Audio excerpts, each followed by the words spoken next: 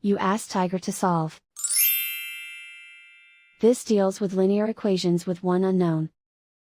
The final result is y equals -6. Let's solve it step by step.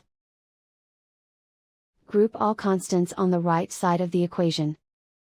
Add 31 to both sides. Simplify the arithmetic.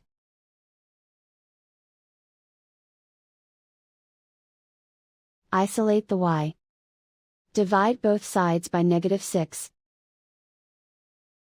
Cancel out the negatives. Simplify the fraction. Simplify the signs. Find the greatest common factor of the numerator and denominator. Factor out and cancel the greatest common factor. And so the final result is y equals -6.